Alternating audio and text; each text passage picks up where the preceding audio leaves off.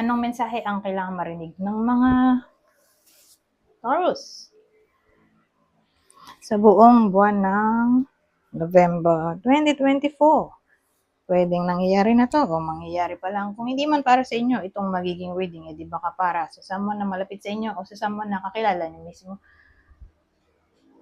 Baka may lumabas na gender mamaya, gawin nyo na lang energy, masculine at feminine energy. Pwede rin naman na wag nyo nang pansinin yung gender. Hindi ko alam kung anong magiging reading, kung positive ba o negative. Depende sa kung anong mapipick up kong energy mamaya. Kung hindi man mag-resonate sa inyo to, edi i-adjust nyo na lang ang video, hanapin nyo to. Kung hindi pa rin, edi dito na. Ito ang last deck.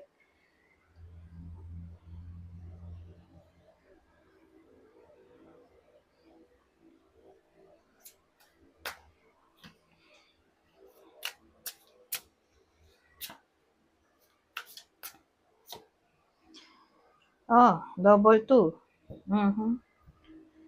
Two of pumpkins. Kins. At two of ghosts. So, ano yan? Well, ang dating sa akin, when it comes to relationship o partnership, may balance naman in a way na may time sa isa't isa. Okay? Balance ang career at personal life. Okay? Ibang senaryo,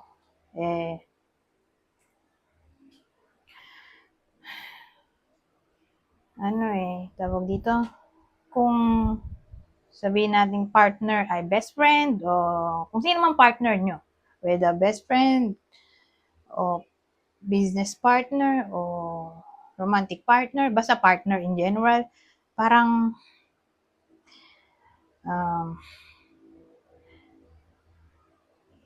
hindi nyo ipagkakanulo ang isa't isa. Ganon. Kahit anong mangyari, suportado nyo ang isa't isa. Okay?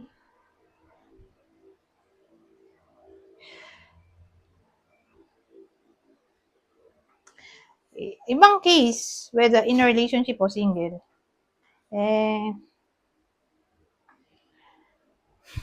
may someone dito na para bang priority niya others kaysa sa sarili niya. Na para bang masyadong selfless to the point na naging people pleaser yung iba. O magiging ganun.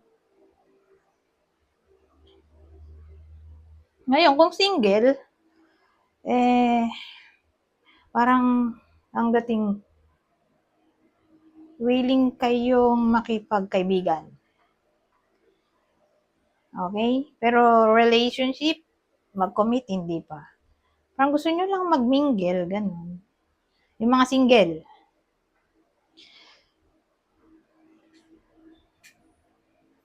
Ngayon, sa mga may business,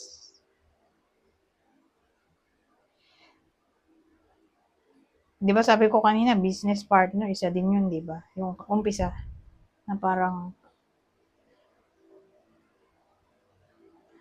partners in crime.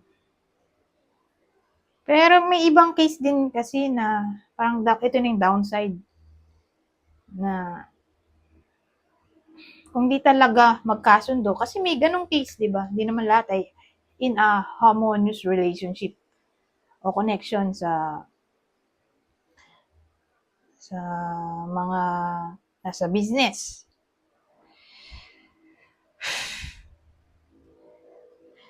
So, kung ganun na parang hindi sila in good terms o hindi sila magkasundo, baka may mawala sa business partner na to. Whether kayo to o yung ka-business partner. Ganun, parang may renewal. may, tawag doon, may bago na darating. Mapapalitan yung isa. So, sabihin natin sa may business partner, dalawa sila. May mawawala dyan, mapapalitan ng isa. Ganon, kung nagkakaproblema, di ba? Pero kung alam niyo sa sarili niyo, wala naman kayong problema.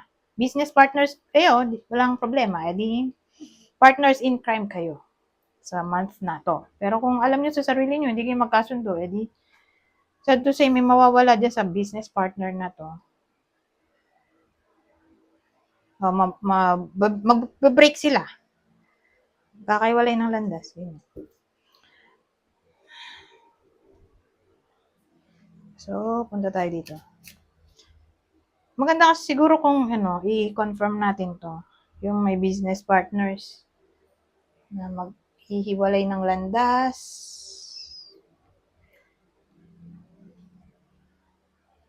Kung may makarelate man, ito yung itsura.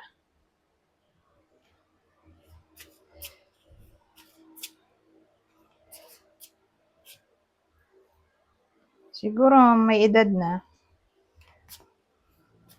Mature Mga 40 pataas siguro. Ang edad. Mataba. So, dito tatama yung reading.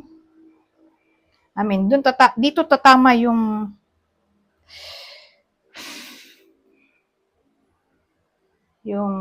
tatamaan ng reading na to. Whether kayo mismo to o ito yung person ng iba sa inyo na nasa business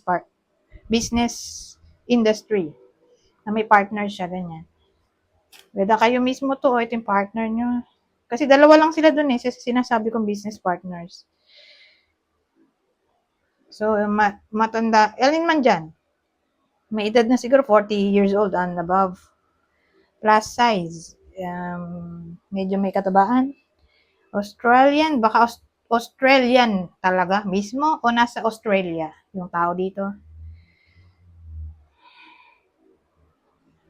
So, literal na Australian ang lahi o nasa Australia yung mag-business na to, partner. Whether Pilipino talaga silang dalawa o isa sa kanila ay Australian o nasa Australia sila. Anyways,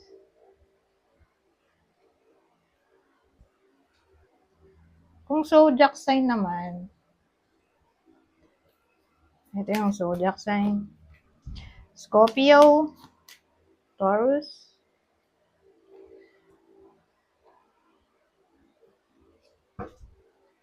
so yun yung partner, business partner, zodiac sign. So dito naman, ano pang masasabi nito? Absence, faithfulness.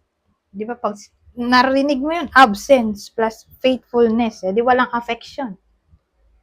Ayun pala, affection. Walang love, faithfulness. Oh my God.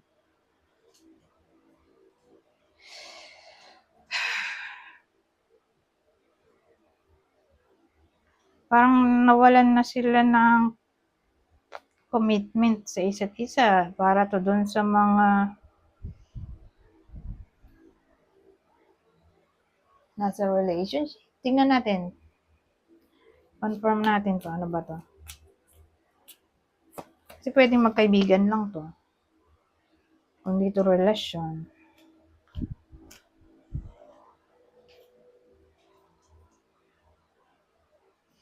Well, ito kasi card ng past. Probably ex. Kaya sabi, let go na. So, sabihin natin yung ini-inquire ng iba sa inyo ay about ex. May feelings pa ba ang ex ko para sa akin? Wala na. Nag-move on na siguro yon. Sad to say. Kaya sabi dito, let go of the past. Focusing on the future, maturity, growing up, leaving home. So, para to sa mga ex, absence na ng faithfulness, di wala na talaga. Wala na tayong mapapala dyan sa ex, mag-move on na.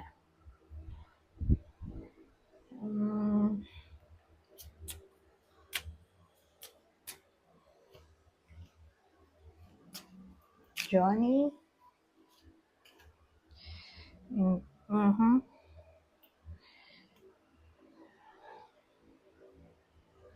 Pag ganon. Ang sasad na lumalabas. Kaya nga sabi ko sa inyo, sa introduction, di ko alam kung anong lalabas, di ba? Depende. So, kung anong mapipick up kong energy. Ito kasi umiiyak ito journey. So, pag pinagsama mo siya, all about journey, traveling, na pwedeng hindi matuloy. Kasi umiiyak yung bata dito, sad siya. So, yung topic ng journey traveling, baka magkaroon ng problem. Kaya magiging sad yung iba sa inyo. Mapopostpone, makakancel, o marireschedule for some reason. Sad to say.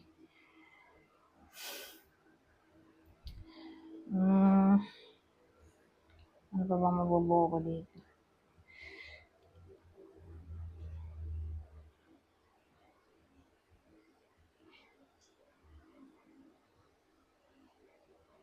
O baka may malapit sa inyo, sa buhay nyo, na parang magta-travel. Kaya kayo iiyak, yung iba. So, sabihin natin ganito, example, seaman. So, syempre, babalik na siya sa barko. Yung mahal nyo sa buhay, halimbawa lang, seaman, babalik na sa barko. O, sabihin natin, ang work niya ay paalis-alis, flight attendant, mga ganun, piloto. Nasaglit nyo lang sila makakasama, tas alis na ulit. Kung ganun ang trabaho. So, ayan, kaya pwedeng maging sad sa yung iba sa inyo kung ganun yung trabaho ng mahal nyo sa buhay. Pwede rin kasing ganun. Alis na sa November. Balik na ulit sa trabaho.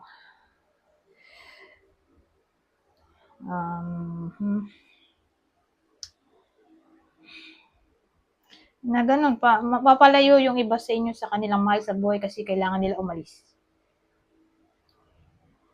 Kung di man kayo to, literally, na aalis, baka mahal nyo sa buhay. Sabi natin may bibisita, tapos alis na ulit. Ganun. Anyways, pumunta tayo dito sa huling deck. Ano pang mensahe ang masasabi nito? Tungkol to sa love. Kasi love nakalagay. Sana maganda. Maganda naman siya. Thankfully. Love, honor. Sasabihin nating magka-problema man yung iba sa inyo sa topic ng love. Don't worry kasi mukhang babalik yung honor in a way na maitatama ang mali. Reconciliation ay posible. Okay? Babalik ulit ang respect sa topic ng love.